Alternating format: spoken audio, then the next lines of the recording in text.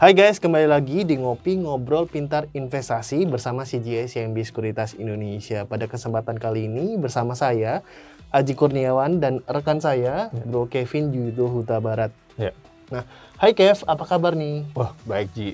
Oke, dan semoga kita selalu sehat terus ya, Vin. Iya, tentunya. Nah, Vin, pada bulan lalu kita kan membahas sesuatu yang menarik nih, yaitu tentang mempelajari indikator moving average versi double crossover part 2. Ya. Nah, yang dimana kita ini membahas ya saham BBRI dengan time horizon dengan memakai middle MA20 dan MA50 Ya. dan juga ada saham BBCA dengan time horizon long term ya memakai MA50 dan MA200. Nah, iya bener banget Ji. Jadi teman-teman pasti bingung gitu ya Ji ya. Kemarin kita bahas apa sih ya? Mungkin juga teman-teman juga lupa karena habis liburan juga kali Ji ya. Nah, saya juga mau mengingatkan teman-teman bisa lihat episode ngopi di episode ke-66, judulnya adalah cara menganalisa indikator moving average versi double crossover part 2. Di situ kita lebih lengkap tuh ngebahas tentang moving average tapi dengan fokusnya di middle term dan juga long term Ji, seperti itu Ji. Oke, menarik banget ya Vin. Nah, pada kesempatan kali ini kita mau bahas apa nih Vin? Ya, sebenarnya kalau untuk saat ini kita akan membahas adalah namanya disebut triple crossover moving ya. Dan ini juga kalau kita perhatikan ini modifikasi dari double crossover yang kemarin yang kita bahas Ji, seperti itu Ji. Oke. Nah, sebenarnya berbicara tentang triple crossover moving average, ini metodenya ini seperti apa nih Kev? Mungkin bisa dijelaskan nih. Ya, sebenarnya kalau kita perhatikan teman-teman, triple crossover moving ini, moving average ini juga sebenarnya juga dikaitkan kepada trader yang lebih jangka pendek Bro Haji. Jadi misalnya mempunyai time frame yang short term banget gitu dibandingkan sebelumnya gitu.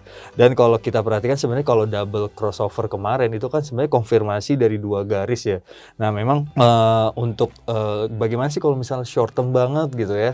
Nah ini juga bisa dipakai dengan triple crossover moving average gitu.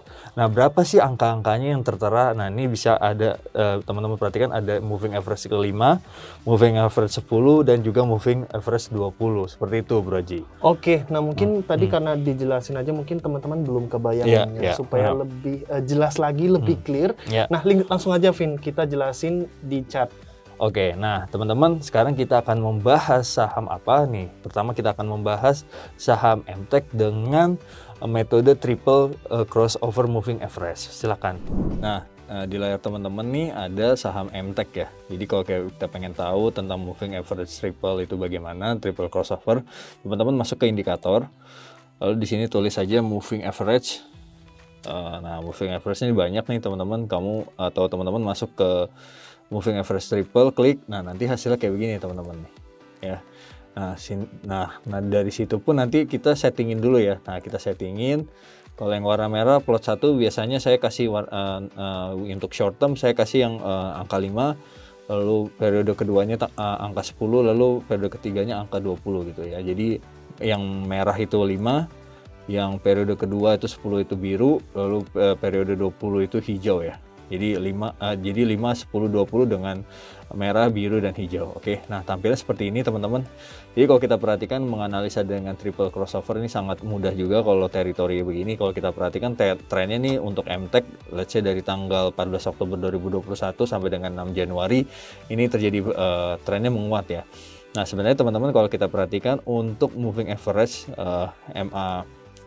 triple crossover ini sangat mudah dijelaskan, di mana kalau kita perhatikan setiap MA20 di atas MA10 yang warna biru dan MA20 dan MA20 dan MA10 di atas MA5 ini tandanya bearish ya. Jadi kalau kita perhatikan ini terjadi penurunan gitu ya sebelumnya, dan kalau kita perhatikan ini ada perubahan arah di mana MA5 nih ngebreak dua moving average langsung. Jadi MA5 ngebreak MA10 lalu juga MA20 gitu. Nah, jadi di lingkaran yang warna merah ini indikasi untuk kita ada ruang spekulasi beli. Kenapa? Karena kalau misalnya MA5 di atas MA10 lalu juga MA5 dan MA10 di atas MA20 ini tandanya uptrend untuk candlenya.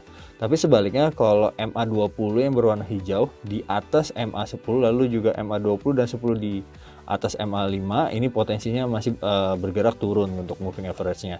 Jadi kalau kita perhatikan ini untuk ruang spekulasi beli dan ternyata sahamnya naik nih teman-teman.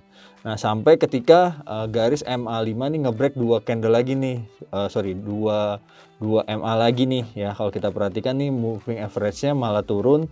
MA5-nya jebolin MA 10 maupun 20. Nah, ini ruang untuk take profit karena ada potensi bahwasanya kalau misalnya MA5-nya di bawah 10 dan 20 ini indikasi akan turun seperti halnya yang seperti ini, teman-teman.